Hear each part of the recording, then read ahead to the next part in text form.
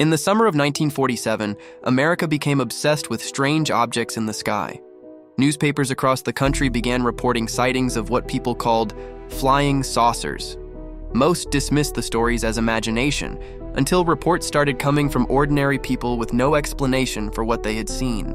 Then, on the evening of August 3, 1947, something strange was reported in Hackensack, New Jersey. According to witness statements later documented in an FBI letter dated August 13th, two men stood outside near Simons Avenue just after 8 p.m. One of them was Private William Truex, a young soldier stationed at Fort Dix. Standing beside him was Charles Casella, his sister's fiancé. The two men were looking toward a nearby radio antenna when they noticed something moving through the sky. At first, Truex believed it was just a child's balloon, but something about it immediately felt wrong. There was no wind, no strings, and no visible way for the object to stay in the air. The object moved silently, traveling north in a steady straight path approximately 200 yards above the ground. They later described it as oval-shaped, rounded at the top and pointed at the bottom, almost like a large spinning toy top. And then came the statement that captured the mood of 1947 perfectly. Charles Casella reportedly looked at the object and said, "Maybe it's a flying saucer." The object remained visible for only seconds, but the sighting was far from over. Inside a nearby home, a young woman named Joyce McFarland was called outside to look at the strange object moving across the evening sky.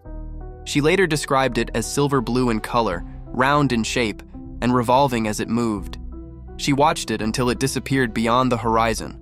According to her statement, she had never seen anything like it before. What makes this case interesting is not just the object itself, but the way it was documented. Investigators interviewed witnesses individually, and addresses were recorded. Statements were compared. Even neighbors were questioned. One nearby witness claimed she saw nothing unusual at all. And yet, despite the conflicting testimony, the story was formally written into an FBI report during one of the most mysterious summers in modern history. No conclusions were given. No explanation was provided. Just a strange object, silently crossing the sky over New Jersey in the summer of 1947. And nearly 80 years later, the files were released to the public and people are still asking the same question. What exactly did they see?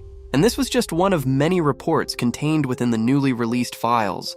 Over the coming weeks, I'll be creating more mini documentaries like this one, breaking down these cases visually so you don't have to sort through hundreds of pages yourself. Subscribe and follow the channel to stay up to date as we continue uncovering these mysterious cases, one file at a time.